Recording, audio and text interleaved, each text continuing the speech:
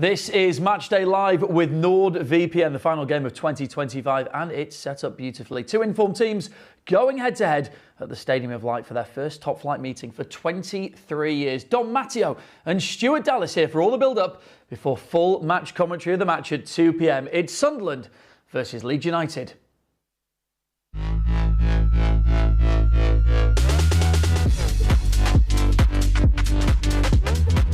That's an absolute belter! Tanaka! He's hit that one on the target! Viol with the header!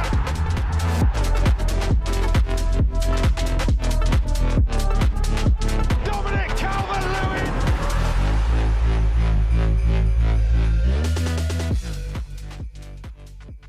Well, Leeds sent us on to the Christmas period with the perfect present with 3 points against Crystal Palace. Dom, Stu, first and foremost, have you had a nice Christmas? Are you relaxed? Are you refreshed? Are you ready to go? Lovely, yeah. It's been a good time spent with the family. Probably had a bit too much, and judging by these treats here as well, it's not ending, is it? So no, but lovely time with the family, and glad to be back with some football. Dom, nice one for you? Yeah, exactly the same, mate. Bit of time with the family. Yeah, mum and dad came over, so it was lovely. Yeah, nice to see everyone.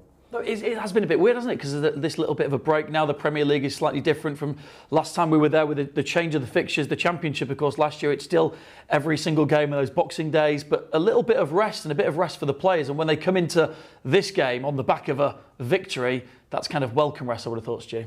Yeah, I think obviously the Christmas period's obviously very, it's busy, it's sore on you.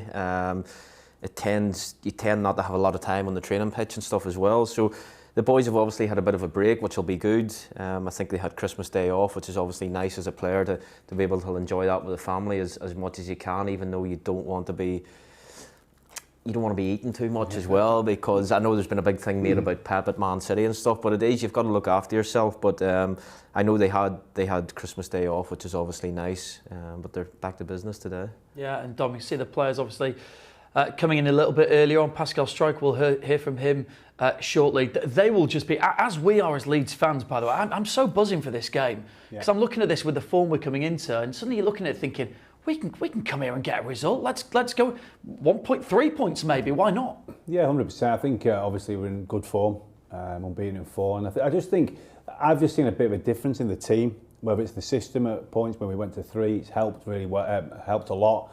And I think the players seem like they're all buying into it a bit more. You know, that pride of playing for Leeds United. Stuart will tell you, when you play for Leeds United, it's a club that you've got to make sure you're physical, you're up for all them challenges. And I've seen lots of that over the last 4 games. So a lot of positivity, but you've got to make sure you're ready for this game, because, you know, as we say in football, you know, you're not as good as your last game. So we've got to make sure we get something today. It's really important we do get something, because, like you say, we've seen the results that have happened yesterday, and the results have gone all right for us, but it's all about what we do. We don't worry about them, but it's good to see them struggling as well. Yeah, I mean, you mentioned yesterday's result. It couldn't have been set up better for today's match. There is, Stu, I mean, look, every game's worth 3 points potentially, but there is, it looks like a massive opportunity with West Ham losing yesterday. You see Forest aren't picking up the points they want to burn. They got a point, but certainly not 3 points, and they were at home. You suddenly look at it, and Daniel Farke will have seen that as well. And you think a win here today, or even a point today, would create a 7 or a 9 point buffer from that bottom 3. Yeah, I think certainly it's an extra incentive to go and get a huge result today.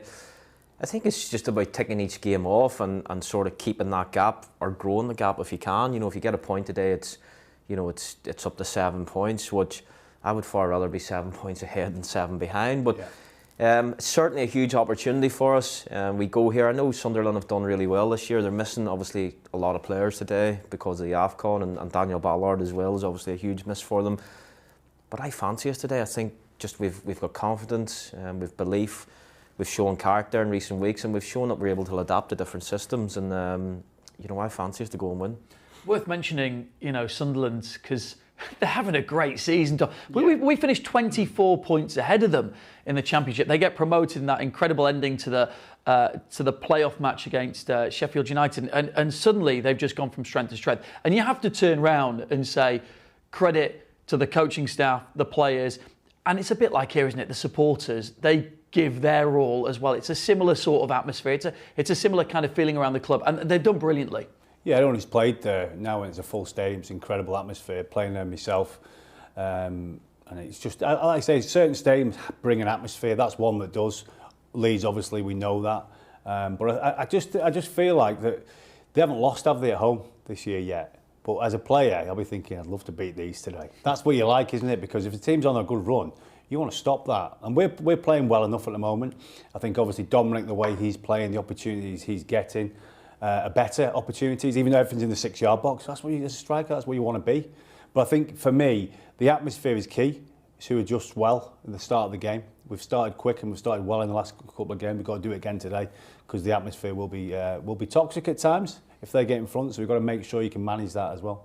You mentioned Dominic Calvert-Lewin, which is in him there, stretching. I mean, incredible run of form. 6 in 5 games makes him the most prolific striker in the top 5 leagues in Europe, which is some stat, isn't it? We'll come on to him in more detail as well. You know, he leads the line today with Noah Okafor alongside. In fact, it's an unchanged team from the 11 that took on Crystal Palace. And you talked about, wanting to beat a team that hadn't lost at home. Well, we did that to Palace, and they were the best away record. They came here and we sort of destroyed them 4-1. It is the same team, though. One thing worth mentioning on the bench is that Nemecha comes back in. He's obviously been injured, and certainly in the system that we're playing, where him alongside DCL and it's Noah Okafor at the moment, but having that extra personnel in that position in particular, Stu, is really good to see him back. Yeah, I was very, very impressed with him against Chelsea, actually. I thought he was fantastic that night. And in this system, when you do play a 3-5-2, I think him and Calvert-Lewin's perfect for it. Yeah. I think they complement each other really well. He holds the ball up well. He's neat, he's tidy. And I think that's a big plus. Now, obviously, on the flip side of that, having Okafor allows you to change formation. We've seen against Palace, people talk about the 3-5-2, but it was actually a 3-4-3 against Palace. And that allows, you can easily change formation with Brendan, and he can go to the right, Okafor to the left. So it depends what way the manager wants to play as well. So, but certainly a big plus to have him back, and he can score goals. We've seen that this season. I said right at the top of the show that, astonishingly, it is 23 years since these two teams met in the top flight of English football. We've played them, of course, over the years, and both teams have gone down, up, So it's been a bit of a roller coaster for both teams, but it is back to 2002. It was Boxing Day 2002. Dom, you weren't playing in this game. It was a Christmas period game. Yeah, maybe there's a reason why that. No, I'm only joking. Little I was definitely twinge or too many yellow cards? What was it? Maybe, probably. Bit of planning. Strategic yellows. Yeah. Talk us through. Let's look at the state of the pitch here, because it was quite a day. James Milner scoring, of course, that was in that run, scored against Chelsea, became the youngest scorer in the Premier League. But a 2-1 win for Leeds. Yeah, it's a brilliant ball in as well from Jason Wilcox. Look at Viduka there around the side there. But it's a great team goal, and James, like you say, ultimate pro. We were gutted when he had to leave for whatever reasons it was. But some player and some model professional, I always say to my son, you want to model yourself, look at James Milner and what he does. But yeah, great feeling. I think, like you say, the atmosphere here at this ground is incredible. And like you say, we played some really good football as well. Wilcox again, Harry Kuehl's going down there, is he? Yeah. Not like Harry to go down easy, is it? But yeah, it was one of those. I think this kind of surface as well in Ireland, there's definitely my era. It was perfect for us. That you like it a bit dirty, a bit wet, and all that. And like you say, Robbie Fowler doesn't miss these, does he? No VAR for you to worry about on a bobbly pitch either, Dom. That's the main thing. Correct. And also, the kit that our away kit is pretty much modelled on is the one that we're going to be playing in today, is the one that we won there at Sunderland. Not that makes a jot of difference, but just interesting to see the synergy between the two. So there you go, that takes us back to today's match, and a huge 2 o'clock kick-off today with, like we say, a real opportunity for Leeds United. So let's get the thoughts of one of the starting 11, one of those mainstay at the back now of the three. Here's Pascal Struijk talking to Brynlaw ahead of today's match. Pascal, good Christmas, enjoyed it, ready for a bit of football now? Yes, of course, it was a really great time to have with my family. First time in a while that we actually got to spend the day on Christmas, but we're all ready to go again now.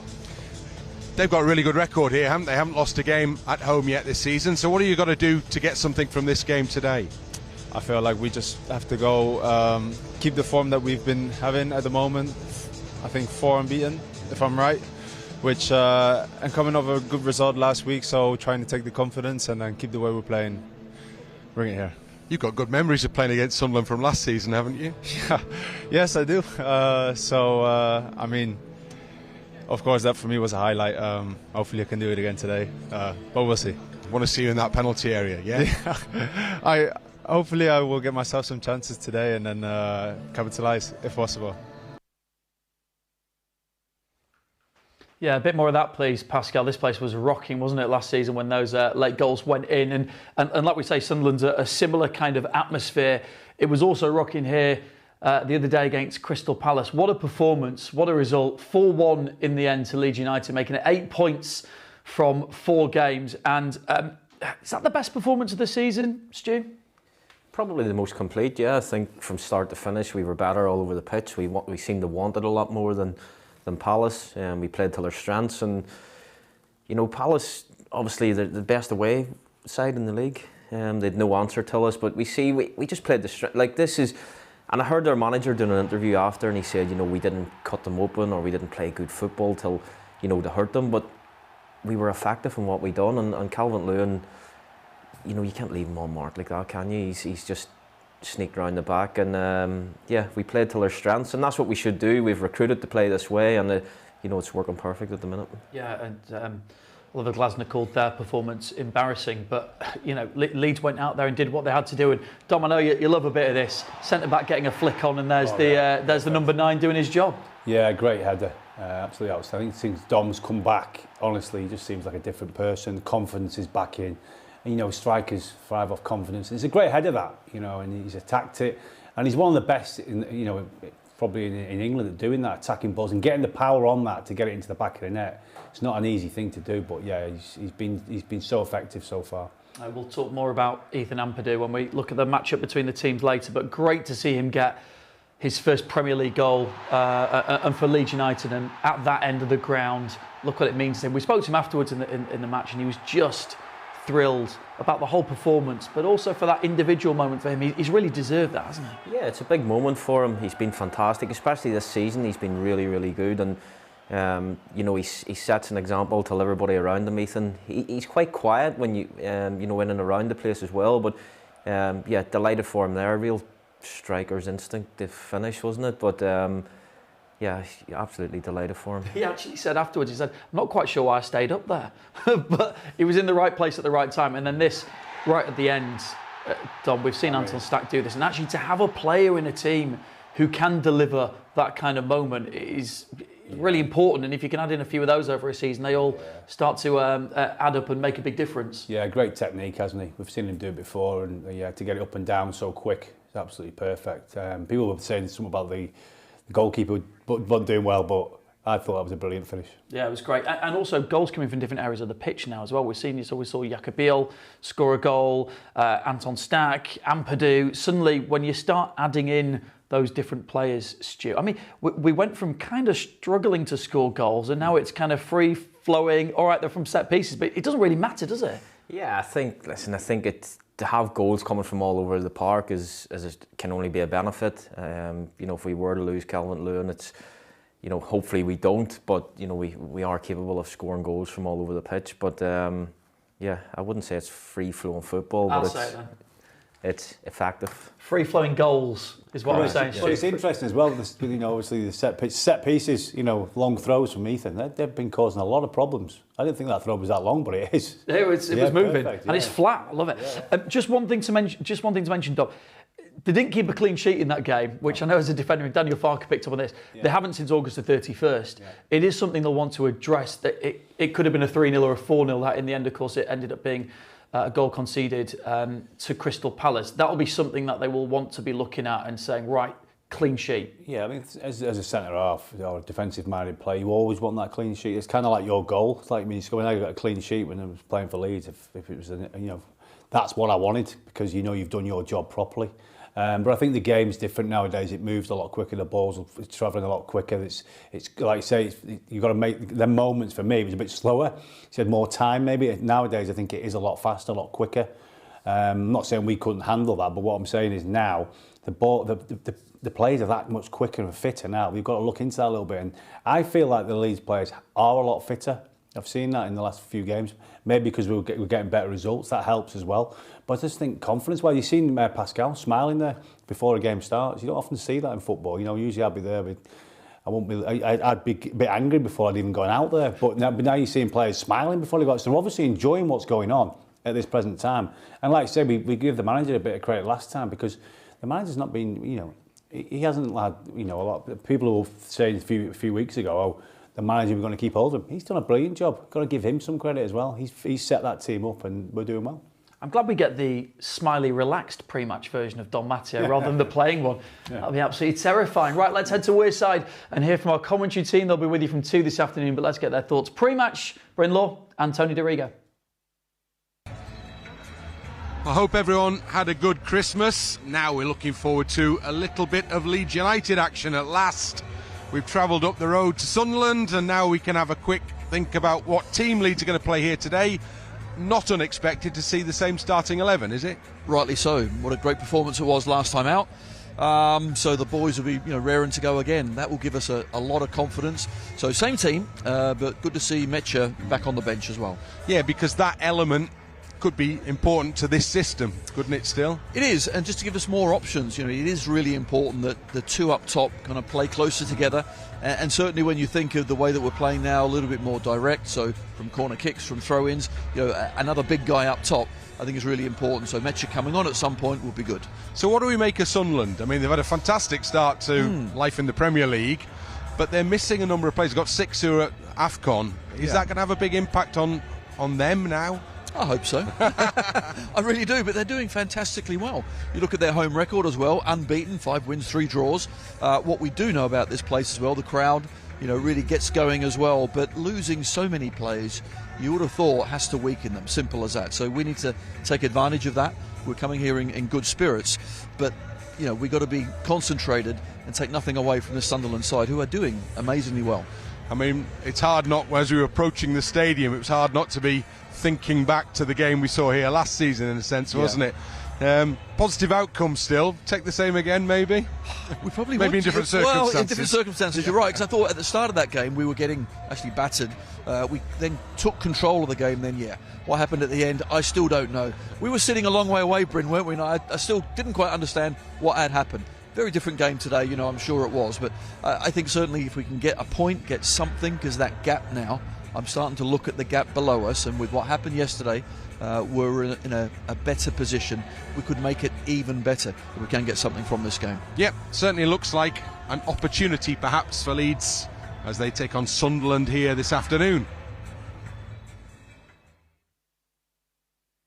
Yeah, Brendan, Tony, with your commentary from 2 o'clock this afternoon, of course, like I say, maybe an opportunity. And Sunderland are a team that grind out results as well, don't they? Sometimes their games are bitty, but they're always in it at home. They've got that crowd behind them. We've mentioned the home form, 5 wins and 3 draws, no defeats so far. They're missing Dan Ballard today. Dennis Sirkin comes in at the back. Dominic Calvert-Lewin on this great run of form as well. That's going to be an intriguing battle. Yeah, well, that's what you want, isn't it? I love them battles. It'd be good to watch. But I think with the form's Domin, he'll be relishing this. He'll be going, come on, I'll start this quick. I'll get on the front foot. But I think it's a big loss, Ballard being out, because he attacked it more aggressively than most. I think what you've got to talk about with Sunderland is they all work their socks off every single week, and they've got results, and they can play. But I'm saying that work rate that they have, especially at home, and the atmosphere, as we mentioned, at Sunderland, it's incredible. So I just think they're buying into it. The fans, you can see. Away from home, they're probably not quite as good, but at home, they're a bit of a fortress, and I think they're on 27 points at the moment. So they've got a good tally already, and they're just one of those teams at the moment who are just loving it in the Premier League, because it took them a while to get there. Now they're going to have a right good go. Yeah, Stu, they're missing a lot of players, of course. A lot of players for many teams are overplaying in the Africa Cup of Nations. One player that they do have there, sat in the midfield, is a player that signed and raised maybe a few eyebrows. People thought, oh, interesting, he's coming back to the Premier League in Granit Xhaka, who's having a fantastic season, their captain. And him against our captain, Ethan Ampadu. That battle in the centre of the park, Stu, could be really important today. Yeah, it's going to be a good battle in midfield. I think Xhaka, as you say, probably raised a few eyebrows. When he was coming back, was it just a move to get back to the Premier League? How much of an impact was he going to have? has his legs gone, etc. He's been sensational. He's been very, very good for Sunderland. You know, he brings a defensive structure to them. I think Brendan will probably try and sit in and around him today more than Ethan, obviously, because if they play, is it Enzo Lutv in sort of the 10 role, Ethan might have a job to do on him. So it's important that Brendan tries to disrupt them and not let him dictate play. But yeah, he's been very, very good. And obviously Siddiqui, they're missing him. He's been a big force for them alongside Xhaka. He's the legs in midfield. So it'll be interesting to see how they do go today. But yeah, certainly Xhaka's been outstanding this year. Yeah, we can't wait getting close to this. Dom, you were saying as well about starting well today. Sunderland actually this season, in the first 15 minutes of games, they haven't scored in the first 15 minutes of games. So if Leeds can get themselves in a position to start fast, to start on top, that could set them up really nicely. Hopefully, yeah. Obviously, the players have had a little break, as we know, but they're back at it now, and you can see the smiles on their faces. They'll want to get out there and put performance on, because the one thing's that the fans demand that, especially away from home, and we know our fan base, they'll be there noisy as ever. And that's just, I think it's how we approach the early part of the game. Can we get that first goal and then make life a little bit easier for us? OK, well, it's the same 11 that beat Crystal Palace 4-1. Let's hear from the man who picked the team. Here's the boss, Daniel Farke. Sunderland, of course, also a club with a big history and a big tradition, and it's always great to play also against passionate clubs, and where the atmosphere is also a bit spicy and difficult, because if you then come away with a good performance and hopefully with a good result, it means even a bit more. And for that, it's always good when we have this clubs with big traditions and big fan bases and passionate behavior all around the club, then also back in the Premier League, and it's always a tough place to go. We know this, so bit unlucky ending of the last game. We had a really good away game there, and were then very unlucky not to win the last time. Yes, a draw on the road is always a good point. Would be also under this circumstances, but we never play just in order to draw a game. So initially, we go into each and every game because we want to be successful. And if in the end you can't win a game, wherever we go or against whoever we play, then we want to make sure that we don't lose it. Not surprised, but it's definitely remarkable what they've done. We spoke about how difficult it is for a promoted side to be over the line and to give yourself a chance to stay in this league, and for that, their point tally is already on a really good height, and for that, yes, remarkable results, and but they were one of the best championship sides last season, perhaps not with a perfect end of the regular season, but then also pretty impressive and effective during the playoffs, and. I was quite expectant that they would do well, because they have Regis, a manager who's always calm and is doing a remarkable job. They had really good recruitment in the summer, and my gut feeling was also they wouldn't need to change their style of playing too much in comparison to the championship, because even there they were always compact and there was quick transitions and quick attacks. And this is also like they didn't have to change their style too much also for this season, where, of course, as a promoted side, you have a bit more approach where you concentrate on being rock solid against the ball and to be there with quick transitions. So for that, I would have backed them even before that they would do a really good, would play a really good season. Okay, that they would be on such a good point tally and would be so effective also in the final minutes of the game quite often. I think they won many points in the final minutes as well.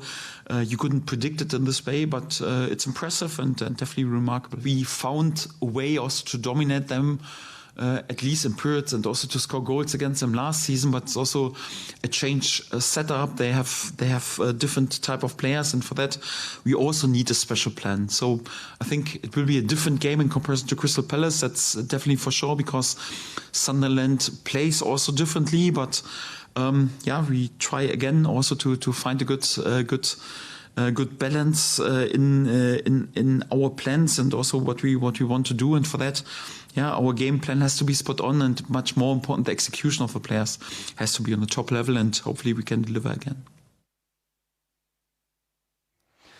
Yeah, Daniel Farke talking about preparation and execution on the day, and we are getting close to kick-off here. Dom, I'm going to come to you because I know you're always big on this, but in a game of this manner, with the two teams playing the kind of football that they're playing as well, physicality, one-on-one duels, set pieces, winning your battles, right? The personal battles, there you go. These are going to be huge from that first second that the whistle goes. Of course, and I think obviously we mentioned the midfield area. That's the key. For me, all the midfield battles have to be won today. Obviously not everyone, but you have to win more than you lose in them personal battles. And I think we've been very, very good at that. And I just think with Ethan, the way he can sit and also distribute that diagonal ball into the path of Dominic Calvert-Lewin as well, we need to be a bit more of that, especially away from home. Go a bit more direct into Dom, and then obviously the boys have to come around and get the pieces. But yeah, I just think it's going to be a great game, and whoever works the hardest and wins them personal battles, I think gets the result. Okay, well the players are in the tunnel ready to go. Stu, let's get some score predictions here. We've kind of all been waiting a little bit for a Sunderland drop-off in form, haven't we? Is today the day we see it? Today's the day, yeah. It's coming. I'm going to go 2-1 Leeds.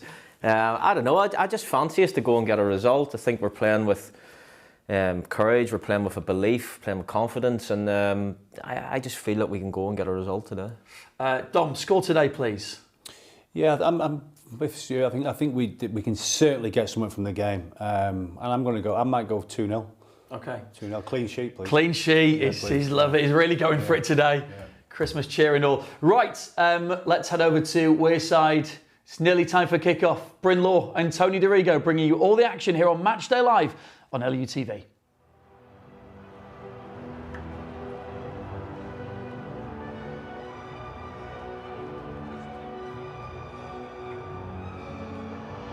Well, here we are at last. We have some festive football for you, and it's quite the scene here at the Stadium of Light. So all the old wrapping paper has been bin bagged, the Christmas turkey has been sandwiches, and then a curry perhaps, and now we're ready for some match action.